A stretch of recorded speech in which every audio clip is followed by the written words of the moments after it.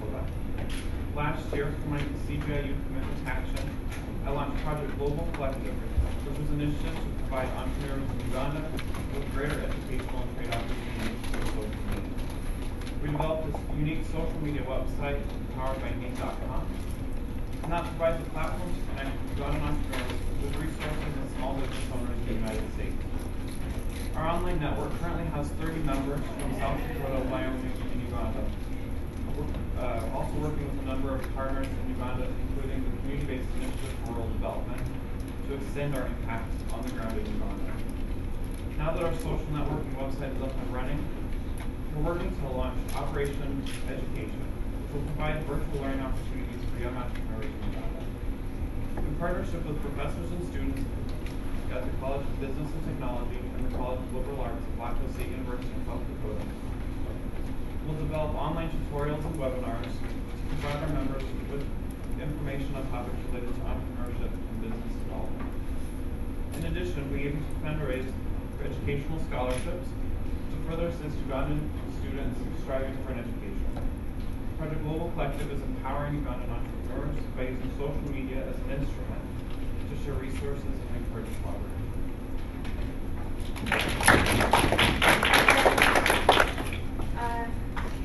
I think it's pretty powerful, the work that can be done via social media. So without further ado, I'd just like to introduce our speakers. We have Novak, Advocacy and Activation Manager at Mozilla, and Emily Yu, Senior Director of Marketing and Partnerships at the Case Foundation. So we'll be discussing specific steps and tools that you can incorporate into your social media strategies. And we'll begin with Chelsea, and we'll have a presentation by Emily afterwards, and we'll have just the Q&A. So right back to it.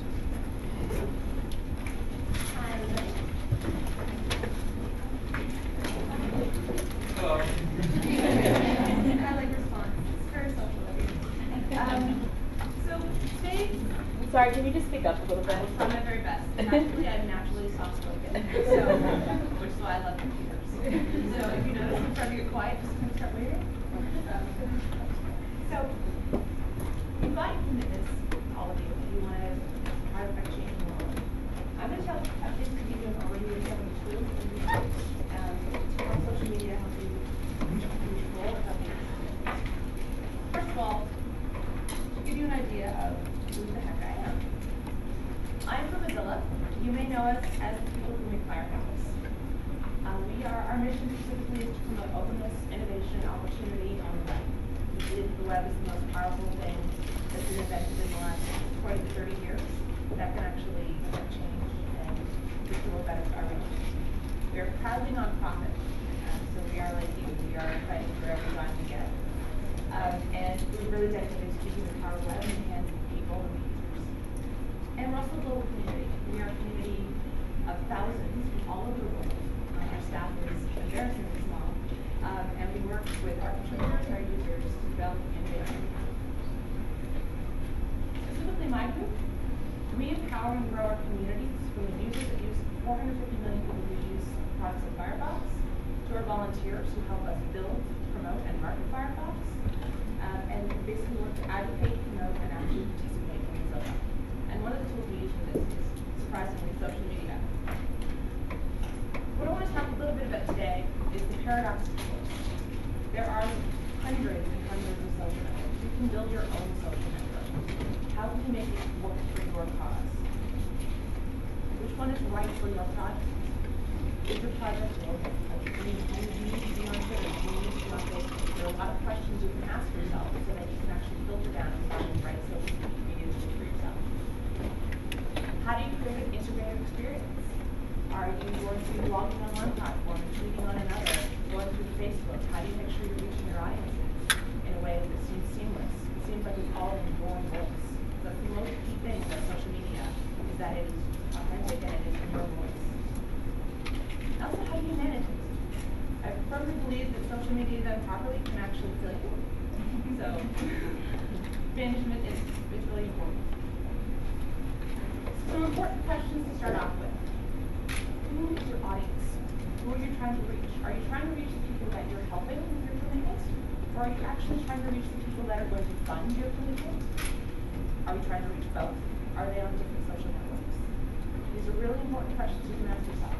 For us, our audience are mostly 18 to 25-year-olds. A huge amount of them in Brazil and Europe. And that actually has a big impact on how we speak to them, understand what that means.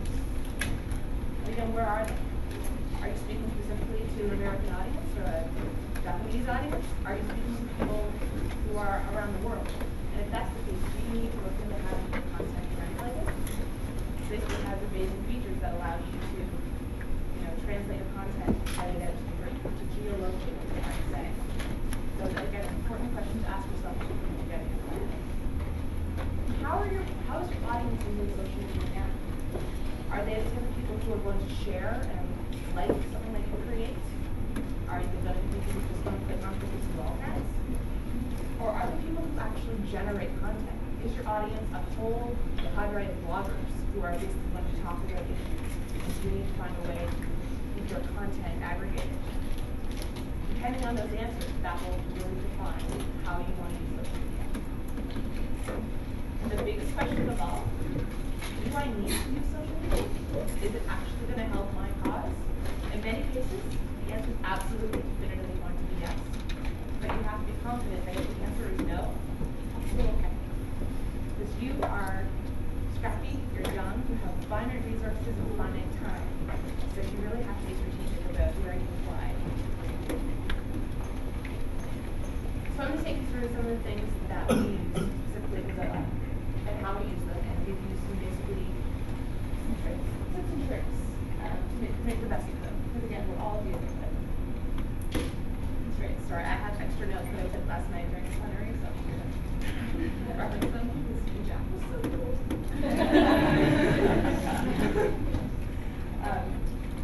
So Facebook, we currently have 14 million friends or likes on Facebook, which makes it our biggest social audience.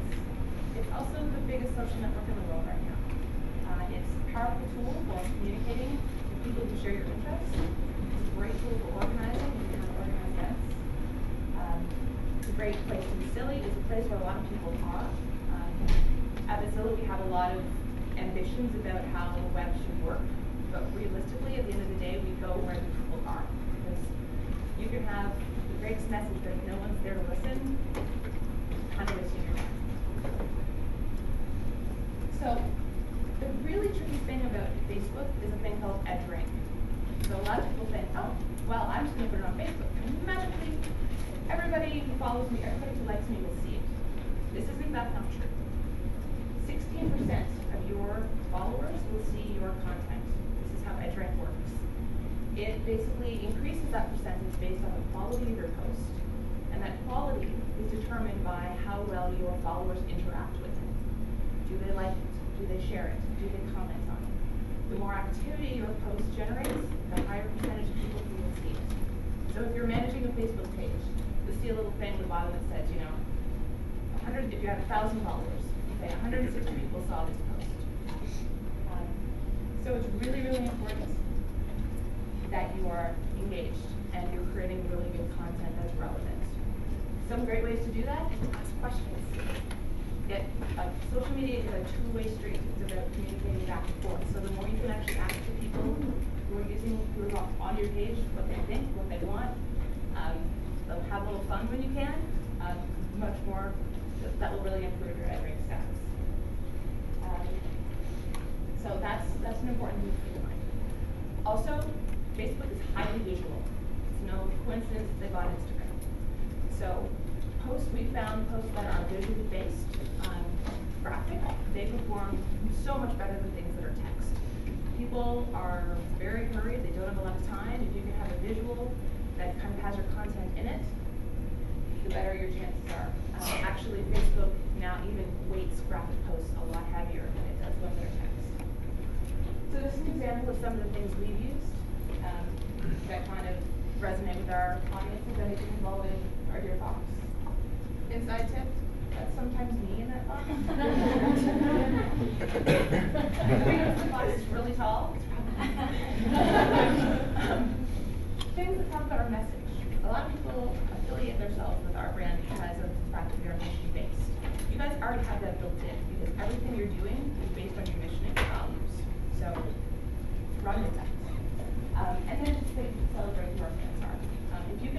recognize people who are supporting your cause on your Facebook page or in your social media.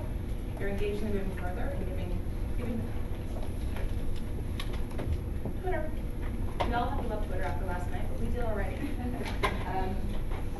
Twitter is amazing just because it's real-time engagement. You can have conversations.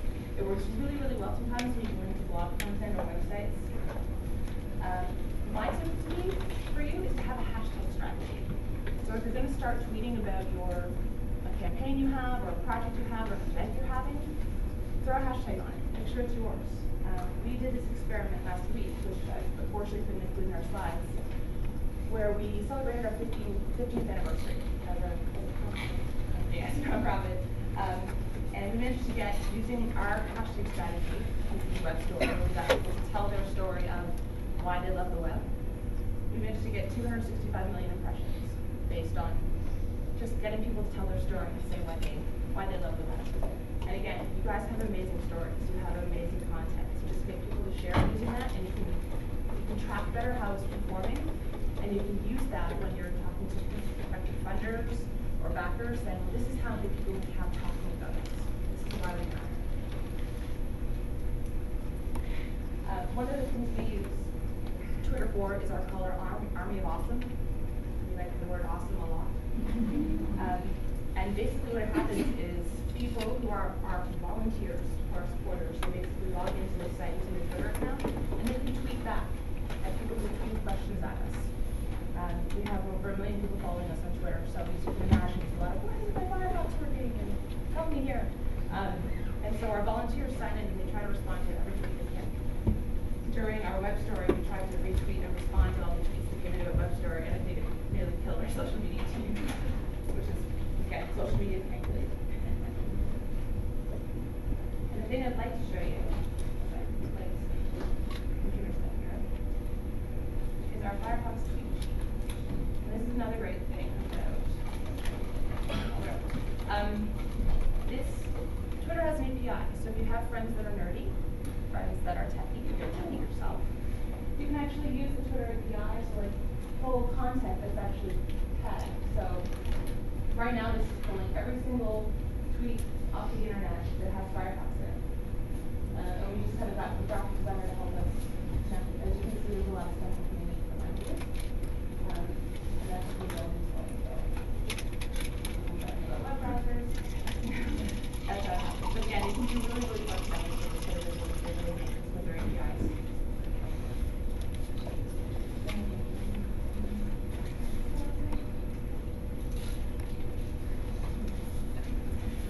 YouTube. Creating videos is a lot of work, and some people say that YouTube is in fact just cat videos. This is not true. You can really have a lot of impact with video. Video, for us, video does not perform well because I think people just have this really short attention span and can't sit down to watch video. But again, you're working in cause-related areas. Videos can have a huge amount of impact, but that's a huge amount of production work. So really factor that into your work.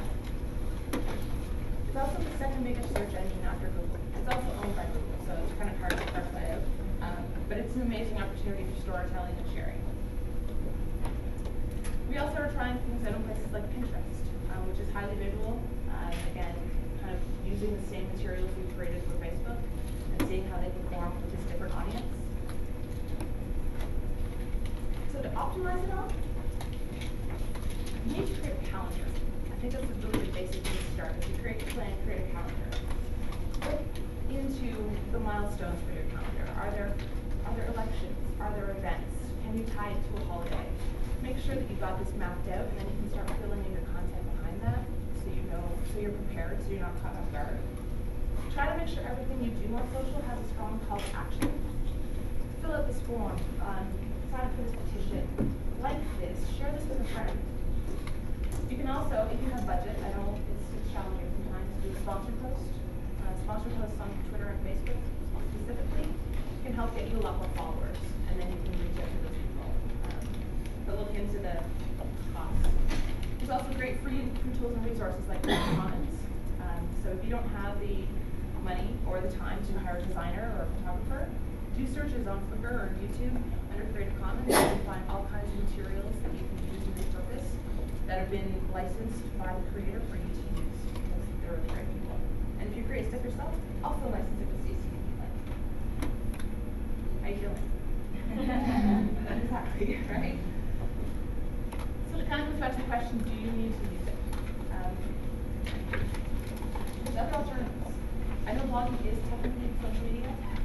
You can, yes, blog on other sites. If you find other people who are aligned with your mission, want the cause, maybe if you're working on an environmental initiative, are there environmental blogs that you can do a guest post on? And maybe then they can follow you on your Twitter account. You don't necessarily have to build everything. You don't have to build all the social media sites. Try to use what's there already. Also, look at press outreach. If you do grassroots activities, call the media. See what they can do. Maybe they can kind of give you some more media and get you out. People can see and hear about your cause. And again, partnerships. Do you have allies or partners? I mean, you have a group of allies already. You're getting out of this weekend. Is there ways that you can work with them to really drive out your outreach? So, I got a few time for Emily here. But we'll be around for questions later. Thank you, and I hope you can help.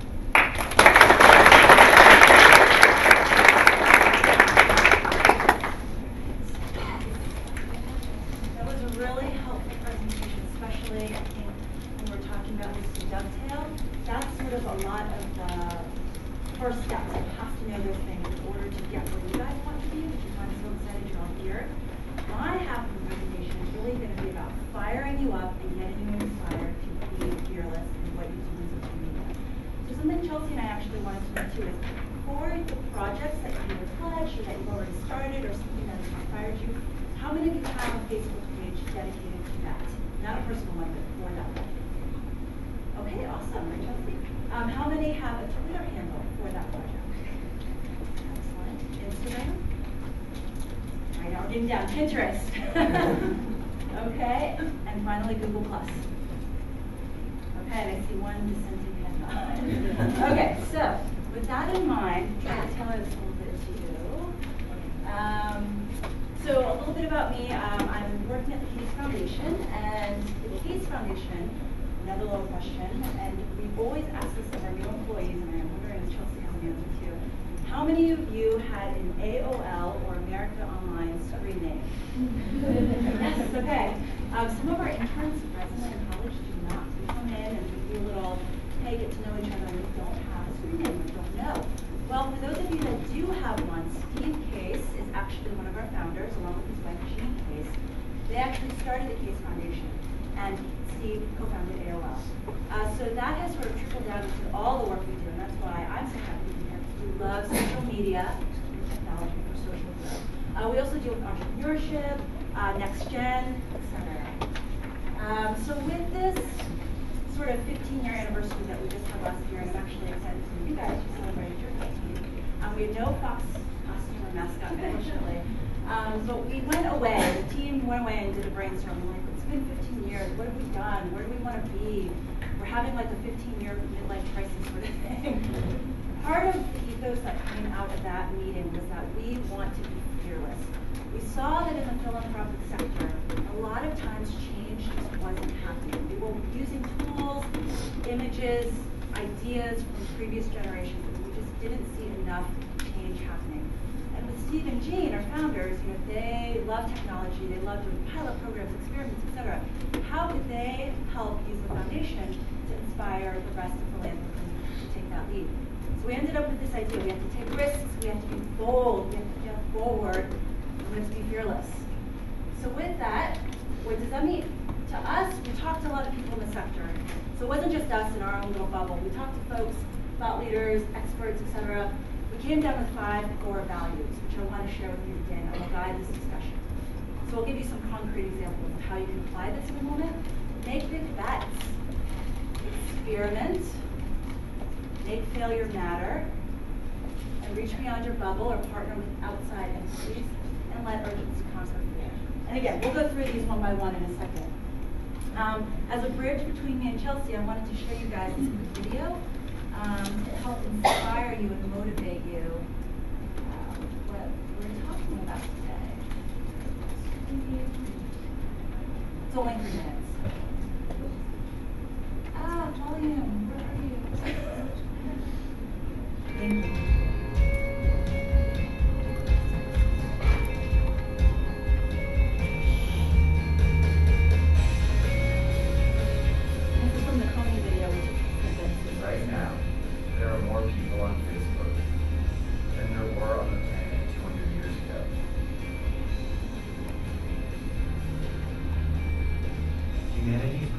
desire is to belong and connect. And now we see each other. We hear each other. Grandpa, I love you. Love you. I want to take a picture. We share what we love, and it reminds us what we all have in common. I'm now alive and well after 7.5 days. And this connection is changing the way the world works.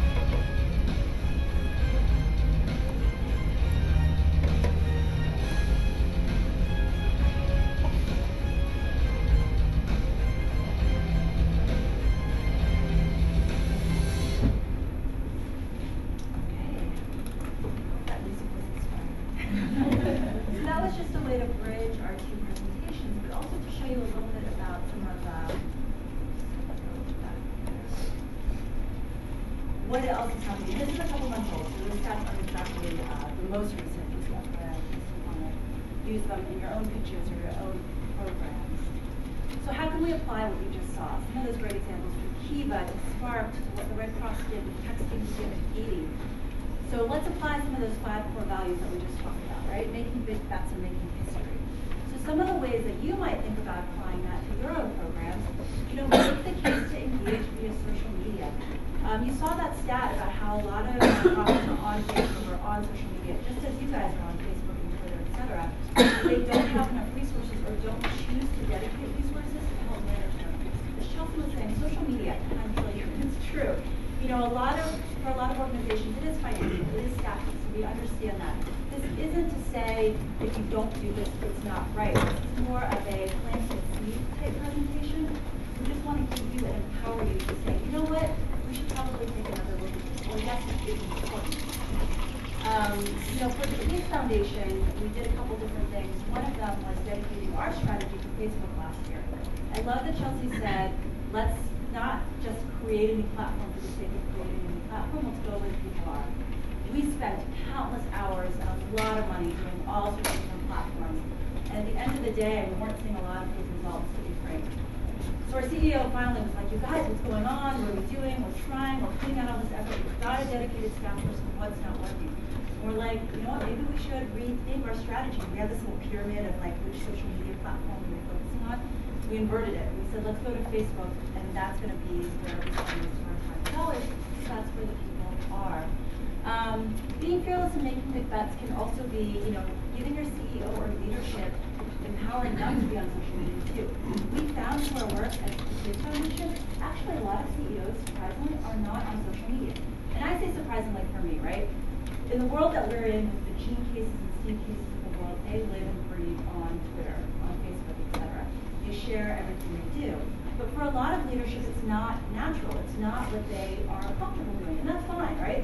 So this is more like, let's aim, let's strive for making the big bet, and let's strive for getting leadership online, being more transparent, helping you guys raise the funds you need.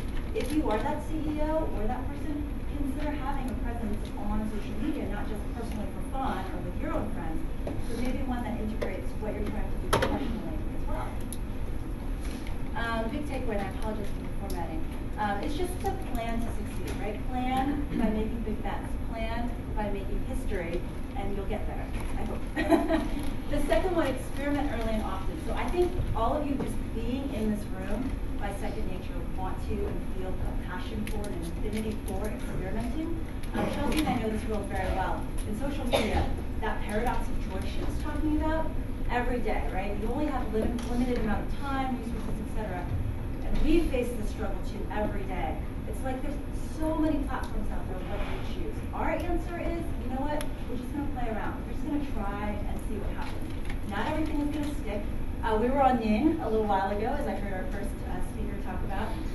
But you guys also remember, like, Ning was doing pretty well, but like the Friendsters of the world, not so well. MySpace is making a comeback, so we're like scratching our head, and we went back to that page that we had started a couple of years ago.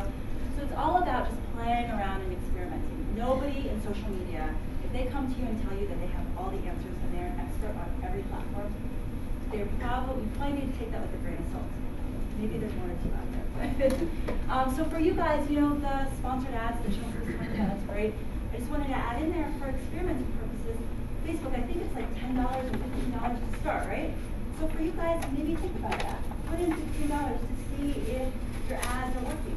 Maybe you can also try A/B testing, which is what we do in the marketing world, to put two different versions of one message out there to see what resonates. And that $15 investment will then come back more people to help you. So just try, and you know, it's okay not to stick with something for the long haul. Just for time's sake, I'm just going to move ahead. And the takeaway, you know, these platforms are meant to be experimented with. I bet you within this room alone, there's probably at least a dozen new apps or programs that you guys are working on yourselves. Share them, experiment, iterate off of them. That's the beauty of social media. So another thing, making failure matter. So this is probably one of the concepts that most resonates within the Be Fearless platform, because it's not like we invented this concept of failing forward, but I think a lot of people are happier to hear that we are sort of putting it into the vernacular of the nonprofit sector, right? You guys know the struggle. You don't want to be seen as a failure. You don't want to present your failures, especially when you're trying to get dollars. So what the Case Foundation is trying to do is trying to encourage people to say, failure is not a bad thing. It's learning from your failures that is good and positive, so we don't make the same mistakes twice. Especially you guys as entrepreneurs and as innovators, we love this concept of if you're not failing as an entrepreneur, you're probably not doing something right. That's the secret sauce, right? So when you talk about failure, it's about failing forward and making failure matter. It's about growing from it, embracing the positive outcomes that you can learn from it. And then reaching beyond your bubble. So this is really about partnerships. You know, one of the things that I've learned at the Case Foundation, and again, I apologize for the format, it translates a lot. It's interesting when you go outside of your bubble. You guys, when you're looking for partners, you're looking for advocates, you're looking for champions, try going outside of the nonprofit sector. Try going, you know, maybe into the corporate sector, maybe into the government or the education sector. It's amazing, and you all, as allies, like Chelsea said earlier, will be that support community. LinkedIn is a great tool personally for that. Reaching beyond your bubble, we were doing a crowdsourcing campaign to find America's next fearless change makers in the world. And we went to the usual suspects, and then we're like thinking about fearlessness, and we're like, well, you know, what about REI?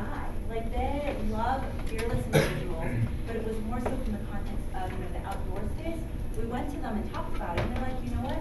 This is the exact mentality, fearless change makers. Let's partner, let's spread the word even more, and we were able to get even more of a diverse community to participate than before. But if you had asked us at the beginning, we never would have thought that would have been a likely partner, but it worked out. Let urgency conquer fear. So this is one of the last ones, and really it's just about, especially when it comes to social media and lot of times, and again, I'll just skip to the takeaway, it's a natural place for you to try new things out, and sometimes if you wait too long, you wait for that perfect moment, it will actually never happen. You'll miss that window. So this is all about, you know what, it's okay to combine this all, experiment, try things out. Don't, let urgency help you along to be fearless. Again, in this whole context, we're not saying by any means be reckless or be dangerous or anything like that. Being fearless is about a mentality of keep these 5 core values in the back of your head. So when that right moment happens and you need that little push, you need to make a big bet, or this is my perfect time to partner with somebody different. You'll take that leap, and that's what we hope that this will inspire you guys to do, especially in social media. So here are the 5 core values again, just to refresh your memory. And then what I wanted to do when Chelsea and I were talking about this, we're like, okay, this is going to be the inspirational half. I wanted to also leave you guys with 5, not more tangible, but I'll phrase it as more strategic ways to apply those 5 C's that I want to point to your head through social media. So these are things that I'm hoping you can just weave in and will help you in your social media planning, aligned with Chelsea's core tips. So one of the things that I really love phrasing for people is this toolbox approach, right? Social media is not the be-all, end-all. You guys have such dynamic programs. I was reading through some of the commitments you guys have, whether it's clean water or sustainability or education. Social media is just one really exciting avenue for you guys. It's one channel, so look at it that way. Remember that social media can be the main primary channel. It can be one of the smaller, less important channels, but it is one channel in your bigger toolbox. So, just be careful in that it's not 100% only social media. There's other avenues to support that program and will make it stronger. I had a really good friend from Do Something. Does anybody know DoSomething.org? Yes, awesome, good champions. They're a great nonprofit organization based in New York that helps activate tweens as well as millennials to do something, right? So be active, be mobilized for social good. And they're a great resource if you ever need something to do something.org. So one of their COO actually phrased this and the light bulb went off. So often we think of social media as an afterthought. So you're going to come up with your campaign, here's my strategy, here's my tactics, here's my goal. And then you're like, well, how can we use social media to filter into that? How can I use social media now that I've established all that? And when she was sharing this presentation, she said, you know what, why not think from the get-go about social media? How can we use social media from the ground up in our performance? The light bulb went off, so I hope that helped you guys. Third one size doesn't fit all, right? So play around with some of the new tools, like that 100 million programs that Chelsea was talking about. There's a lot, and one of them could be right for you and your program. And then the last 2, Guy Kawasaki is another great expert in the social media marketing. I see some heads nodding, which is great. I loved when I read this, he had some tips coming out when I was preparing the slide. Limit self-promotion to 5% and make the other 95% good, solid curation of content that is relevant to what you're talking about, it's related. Because I was thinking about this, and I was like, he's so right. How many times are you going through your Facebook feed and your friends that are like, me, you scroll past. But the friends that are actually curating stuff and finding really cool, interesting things, that's what you stop to read. And that's what's going to help you with your edge rank, right?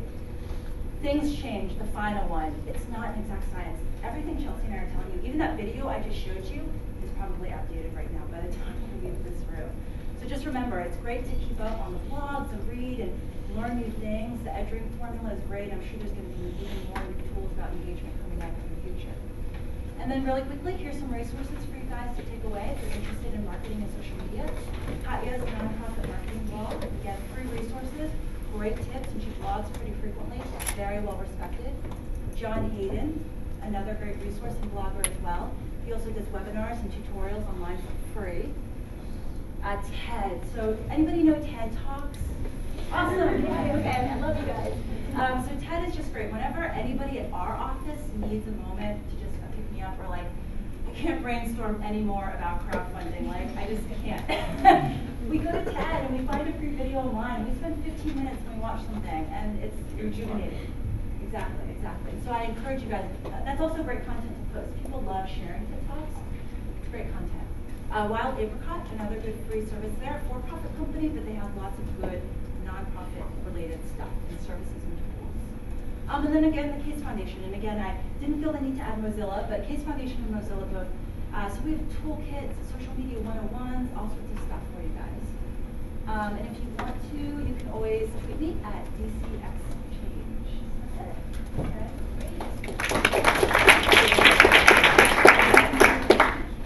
Please come up. We're going to have some time for Q&A. I know that your brains are probably spinning, and I was close to busting the blood vessel myself. So there's just so much great information that was shared. It was fantastic. So I know that a lot of you have your own questions about your own strategies or relative to system.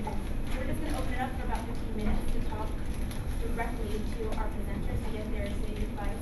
And we'll call you like raise your hands, try and keep it organized for the middle one. And we'll start. Could you talk a little bit about how to measure the success of using social media tools?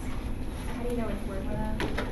Absolutely. I mean, they have a lot of that stuff built in. So if you've got Facebook page, it actually has the Insights feature, which will show you how many impressions you got from your posts, as it were. So that's a really useful tool. And they provide you graph forms. You can put that in there. Recently, on one of our campaigns, we could really see, like, as soon as we started our promoted post. And another great thing about promoted posts, you can even ask your friends if you want to give them $50 to also promote your post, therefore doubling it. Little sneaky insider tip. So insights are very helpful. Also, using a hashtag, you can actually do searches through Instagram and through Twitter to see and you can actually see what you're doing, how much you've actually tabulated. Then using some of the resources that you've posted, you can actually compare yourself with other campaigns, other brands, and see what you can bring. Another thing to factor in, this is a little more high touch, is actually looking at who has interacted. So, I'm sorry. you know, you can have 1,000 bots retweeting your actual content, and it's actually meaningless. If you have one person who's an influencer in the area that your commitment's in, that has so much reach. And in that case, you can screenshot, add it to your deck, show people like this person's actually engaged with our project. So that's more high touch, but ultimately worth it. And another tip, just a Twitter tip I forgot, retweets do not count in terms of trending globally. So if you want someone to help you in terms of trending locally or locally, they need to actually make an original tweet or quote the tweet. So the tip we use for that is sending out to our network of community members and friends to say, here's a template tweet you can use, so just put that in, or say whatever you want, please use this hashtag. So feel free to help you with the way that you Great. One of the things, click-throughs are also a way to measure, so that reminded me of something else. So usually one other way to see how effective you're doing and how much you're engaging is the number of people that actually clicked on the link that you might have had in your tweet, for example. We have a little competition in our office going on because we have 2 different Twitter handles for our programs. So we always love to see how many clicks we got during that week. And then do you have a website by chance? So maybe Chelsea can speak to this too. Google Analytics is also a free tool that's super powerful. My head spins a little bit when I get in there, but it's so rich in data. You can see the number of visitors, you can see where they're coming from. If you're international, what your program is, you can see what countries they're coming to. If there's one page that's more particularly effective than another, that's what's going to come out of Google Analytics as well. And you can also see in Google Analytics who they link to you. If you're driving a lot of traffic in that link, you can actually reach out to them and say, you seem to be aligned on something. You need a partner. So that can be helpful as well. If I'm looking to sell some sort of product as part of a fundraising tactic for my commitment, is there specific social media that you think might be more useful than others to kind of like promote it or to put it out there for sale? We give away stuff for free. It's a radical idea. I think I'll go with where the people are at the end of the day. If you're going to your Facebooks or if it's geographically based, you're going to need to use the most popular social network that is in that area. Yeah, I mean, I apologize. It's actually a big spot for you because I never said anything. Even though I'm probably right. They should say go where the people are. Yeah, I think that's great advice because by sharing that link on Facebook or on whatever your most popular social media outlet is, that will in turn help you. But I want you to like Kickstarter and things like that. I don't know what the context is of what you're selling. Have you tried that? Or another crowdfunding? I haven't tried it, but I've looked into it. Okay, so we actually have seen a lot of really interesting stories come out of Kickstarter because you always hear about those people that raise their total amount in like a day and they're like, I hate you. Right? And you're like, there's like $1 million on Kickstarter and you're like, how do I break through the clutter? So So there's some really good tips, things like activating your own network. Photos, like Chelsea said, are so, essentially people are going so quickly through. If you get really good photos to instantly tell your story or have your product there. I also know of a couple organizations that do like the product for good, like Designed Good is one that we've talked with before, and they're a young company started by millennials who are really excited. So they're curating products for good, where a proceed of the benefits go back, or whatever the deal is you want to work out. So I know there exists certain groups like that as well. But I think the crowdfunding thing might be interesting for you. And then you could give away that product at a certain level of donation. Thank you guys so much for joining me today. You guys give us an example of a social media strategy gone wrong and why it went wrong. Not necessarily of your organization. Wait, a social media Strategy gone wrong. So like, is what a technical and just so we can kind of learn from the other stuff. Do you want to go first if you have one? Yeah, I know the word. Maybe we could start just by mistake. We don't have to stay on this, but just the general topics. I think it falls in and it's him. Did anybody see, like, I think it was like KitchenAid? Who was someone that did the tweet during the Super Bowl? Like, have you guys always heard? I think you could think of one, like a mistaken tweet, the accidental tweet. Was it also Forward? I think had one, like the Detroit tweet. Or report on one of those Facebook pictures. Yes. So maybe we should spend one moment while we think about the strategy that went wrong, but also too, just a word to the wise, as you guys are expanding your social media horizons, which is awesome and awesome. It's making mistakes is, I put it in the slide, but I should have probably mentioned it out loud. It's almost inevitable. I think I myself have also tweeted things by accident, a typo, things like that. Nothing as egregious as a scandalous picture or anything like that. But it happens, right? And so it's like, how do you handle that? How do you move off of that? So, if it is something like a typo or something like that, or the wrong link, I've done that before when you shorten it, it's like, oops. Usually what we recommend is if it's something like that, don't delete it, because that almost raises more questions than not, but acknowledge it in a subsequent tweet, because somebody will usually call it out. That's usually how you'll figure it out that happened. And you're like, oh, thank you, yeah, thank you, blah, blah, blah, fix, or like, here's the correct link. And then done, you move on, and no big deal. And no boss, hopefully nobody is like hounding you because of that. It's social media, it's meant to be ephemeral, it's meant to move on. If it's something a little bit more on the oops, I accidentally sent my personal tweet out of my company or my nonprofit tweet, I think that deserves a little more discussion as to how to handle it, because every case is different. People have done as drastic as removed the person.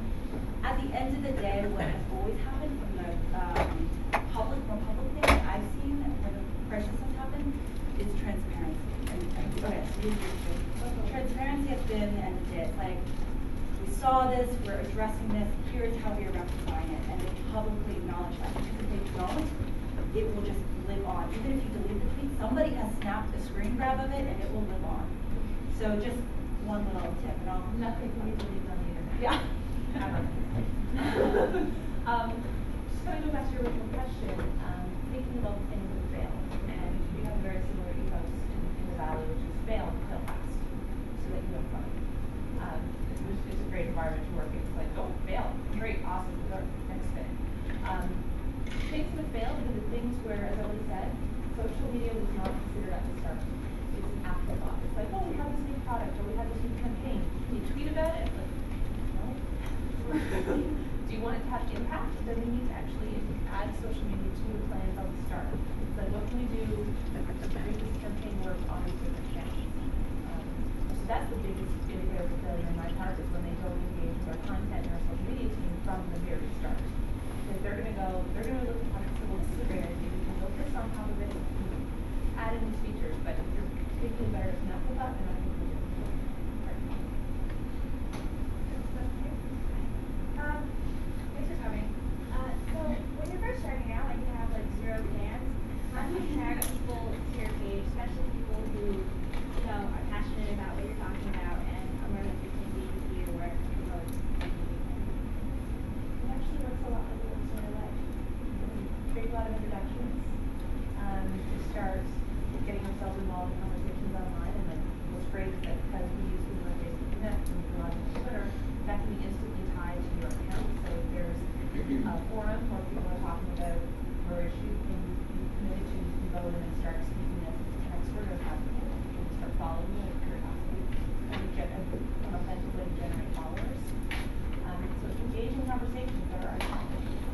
And then you can do things like promoting it. You have to make sure you say that to those really important, really amazing. Make that your A+ content. But then also like introduce yourself. Like, this is who I am. Just add your Twitter handle to everything you do. I didn't even put my Twitter handle very much out there for this event because it's my personal Firefox one. People found me anyway. People are just naturally curious, so I think you can just start getting yourself out there, promoting yourself, and just do it authentically and do it yourself. I love that advice, the real world and online analogies. The only other thing I'd say is put yourself out there in the conversations and in the streams. So I love the hashtag thing. I think I'm making this number up, so don't quote me. At any given time, I bet there's 100,000 tweet chats going on, and there's probably 1 million hashtags. So the hashtag, everybody knows. Does anybody know? Well, hashtag is like for this. It's probably like hashtag. I think it's CGI U 2013. So like people use that to consolidate all the different tweets that are going out in one term. So for conferences, you could do that. We both have rescue cats, so maybe we'll start a rescue cat hashtag on our tweets about our cats and have photos. So it's just a way of groups. So you could actually search by something. So if you're wanting to get into a stream, you could look and see what hashtags are already existing or trending. Jump into that conversation by saying something relevant, of course, but adding that hashtag. Because anybody that's following that will see you. And if you say something interesting, you'll likely be intrigued and want to follow or at least engage in the conversation with you. Another way is by following other people. I can't tell you how many people I have followed back, probably because they followed me first, or they saw me, or it was like, we met in real life, they found me, and then, so it's a helpful way because there's so many people. Also pitch yourselves to some of the best lists. So again, there's like 100 of these all out there. Bloggers, big and small, curate their own.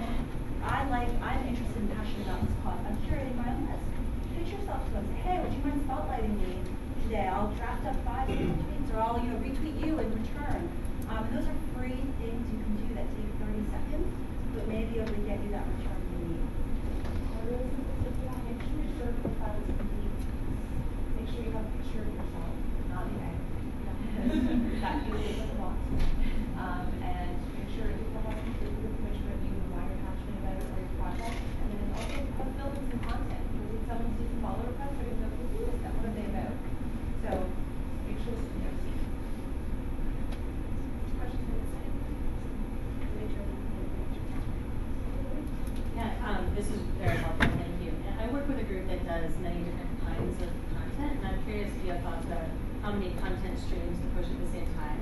Like on Facebook, we have training content, and we have like breaking global news, and then like the quotes, like the Upworthy type reposts. And how many should we be juggling at the same time? Because I see groups that just focus on one, and it's almost like their gateway content to get you to go on and find all the other things they do. So it's really hard. That's a really hard question. Like in Mozilla, we have our actual product Twitter feeds, our community Twitter feeds, or we probably have upwards of 1,000 avenues for content. That may actually be conservative because everyone is so empowered to communicate by themselves and do their own thing. We have a couple of core official things.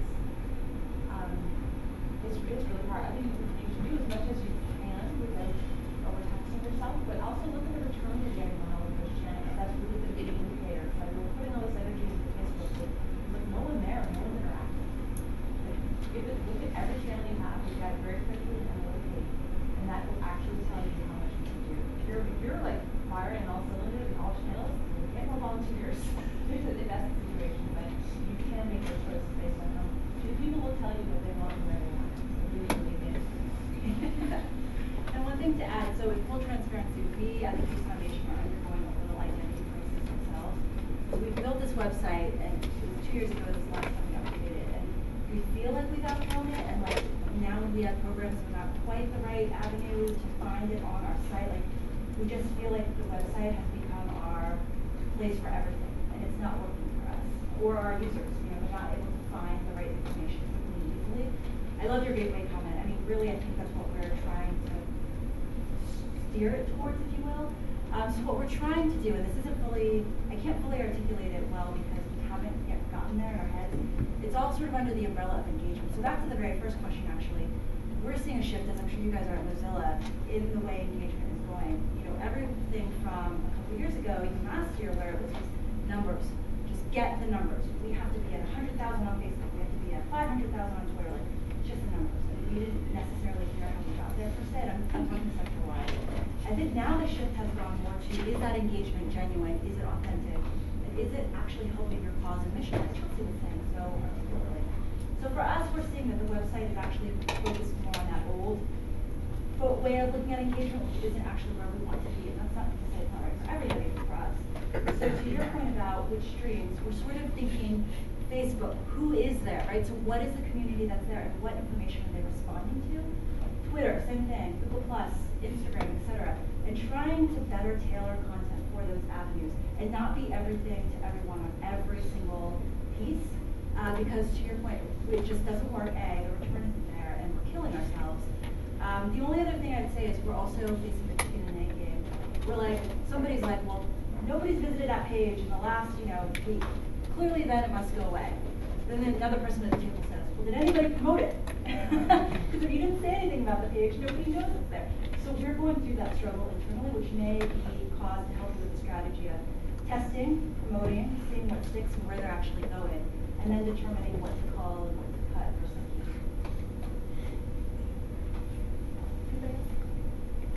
Yeah, I just wanted to comment on the crowdfunding question.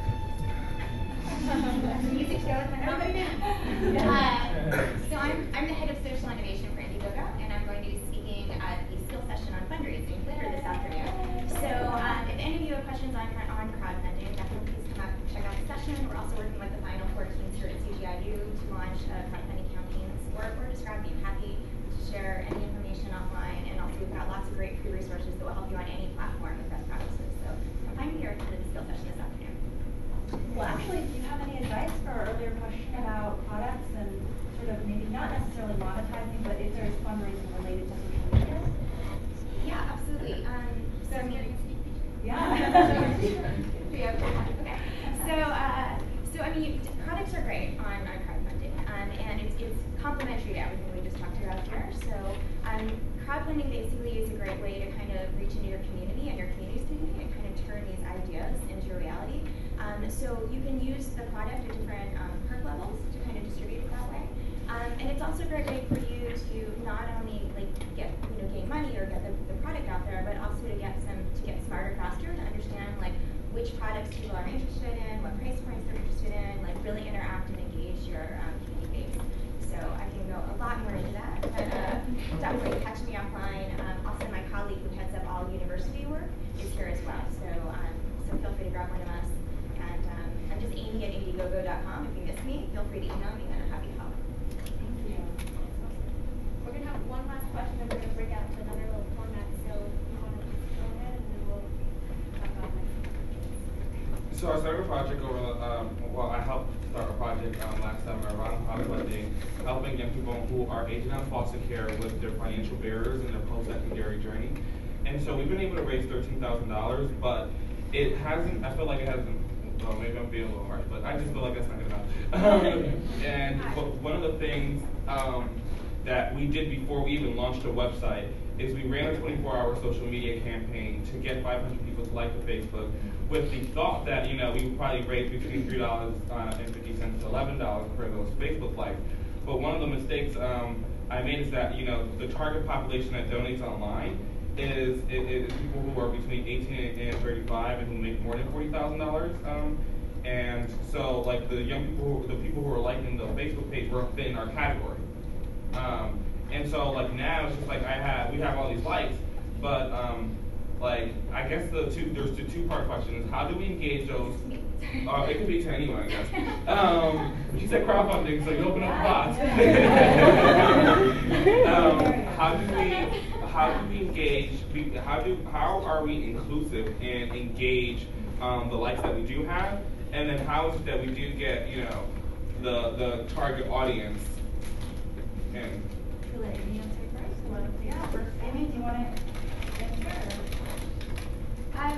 Sure. So you're, I think without kind of turning into a crowdfunding workshop, sorry to tell, there's really three things that go into an effective crowdfunding campaign, and very much aligned with everything that was just discussed. So it's having a really engaging pitch. So knowing, what problem are you trying to solve? What is your solution? You being, yourself the advocate, and what are you raising money for? So back to kind of what Emily was just talking about, the action is not just about kind of liking something. It's really about getting people to join with you as stakeholders and bringing change. And so if you're communicating that in a way that people feel like they can be part of this and they can take pride in it, it's actually something specific that they can, actually achieve that result and feel ownership of that.